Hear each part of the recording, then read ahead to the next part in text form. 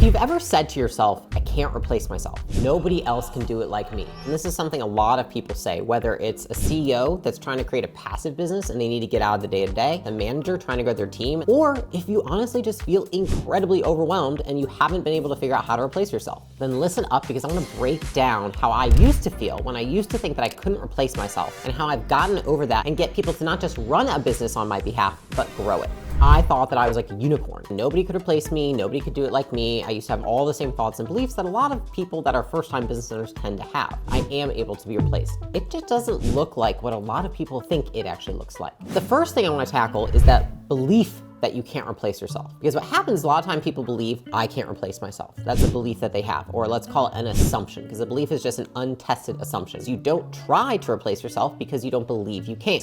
Because it's all driven by this underlying assumption that nobody can do it as well as you. I basically had like 2 failed attempts at replacing myself in Gym Launch. I brought in 2 different people within this time span of about 18 months and tried to get them to replace me in terms of what I do to run the business. It, quote, didn't work. Success metrics were not going up, and the team and the morale and the culture wasn't getting better. If I was going to replace myself, the only way in which it was successful is if the business cannot just stay the same, but it has to be able to grow with this person in that position. I remember I talked to a mentor of mine. I was like, listen, I'm just gonna do this for the next year. Like, I don't think that anybody can do this. And it became like a belief that I was enforcing. I would go in and I would start, doing everything again, everything would go up. And so what that reinforces the belief that, nobody can do it like I can. So this was all good and fine, it worked, until Alex and I made the decision that we wanted to sell the business. If we're gonna sell the business, like, I certainly don't wanna go with the sale, and so I need to be able to replace myself. I remember sitting down, writing down all the things I did, and writing down all the things somebody would need to do, and I realized that the way I was looking at it was wrong. So why is it that so many people think that they can't be replaced? The first one is that they haven't looked hard enough, and they give up after just a few attempts. So something really common that I hear is people are like, listen,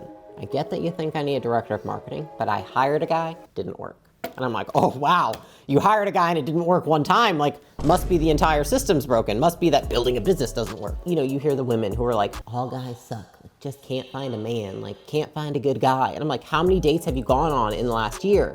And they're like, I've gone on 2.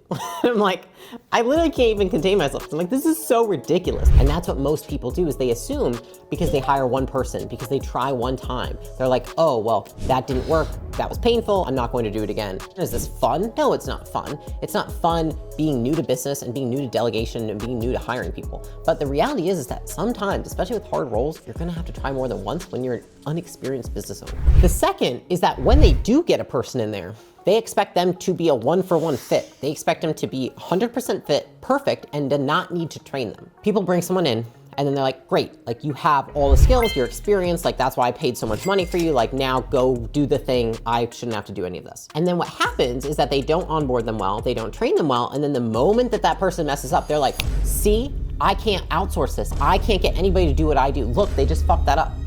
And I'm like, okay, well, how many times have you fucked something up? Right? How many times have I fucked something up? I fucked things up millions of times in my business. So should I assume that the person that comes in to run my business on my behalf will never fuck anything up? It's like, no, of course not. And so it's often that we have more unrealistic expectations of others than we even do of ourselves. A good example of this is one of our CEOs in our portfolio, we hired an operator. And that person was gonna come in, they were gonna be like president of the organization. The CEO was gonna move into like kind of a chairman role. She came in doing a fantastic job, and this person came to me and they were like, I don't know if she's got it. And I was like, why? And they're like, well, she doesn't understand like how to run the ads, how to do the marketing. And I'm like sitting there and I'm like, what are you talking about? I'm like, she needs to go in there, shadow the marketing team for 2 months.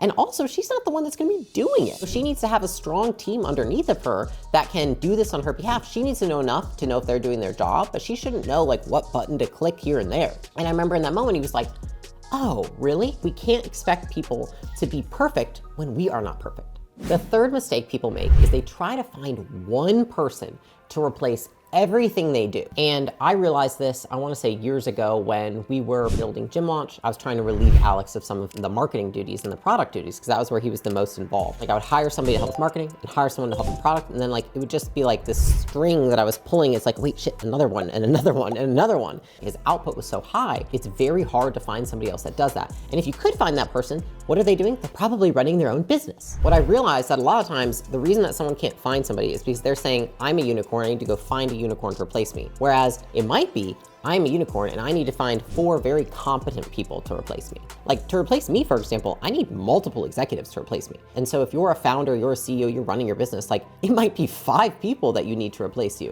One of the things that we'll help people do is we help them recruit their leadership teams. And so I had a portfolio CEO and he said, I want to find somebody who can do everything I can do for marketing. And I was like, oh God, that's gonna be fucking tough because like you're one of the best in the world. And he was like, well, I want to find the unicorn.